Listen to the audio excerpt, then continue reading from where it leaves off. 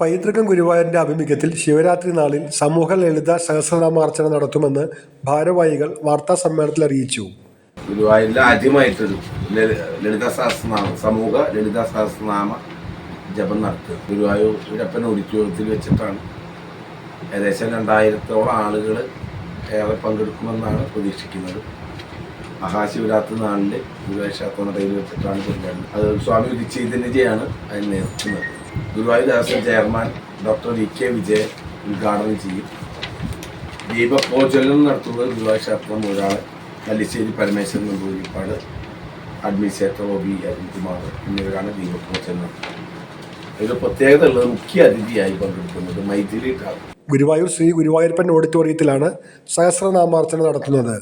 15-ന് ഉച്ചയ്ക്ക് 2 മണിക്ക് ടൗൺ ഹാളിൽ ഒത്തുകൂടി ശബരിമല മാളികപ്പുറം മുൻ മേൽശാന്തി വിഷ്ണു നമ്പൂതിരി നടത്തുന്ന പ്രാണശക്തി പൂജയ്ക്ക് ശേഷം ആയിരക്കണക്കിന് ഭക്തർ നാമജപവുമായി ക്ഷേത്രനടയിലെത്തും. വൈകിട്ട് 4:30 ആരംഭിക്കുന്ന ലളിത സഹസ്രനാമജപം ക്ഷേത്രം മൂരാളൻ മല്ലിശ്ശേരി പരമേശ്വരൻ നമ്പൂതിരിപ്പാട്, അഡ്മിനിസ്ട്രേറ്റർ OB അരുൺകുമാർ എന്നിവർ ചേർന്ന് ദീപപ്രോജ്വലനം നടത്തും. Guruvayur Devaswom chairman doctor VK Vijayan ഉദ്ഘാടനം നിർവഹിക്കും.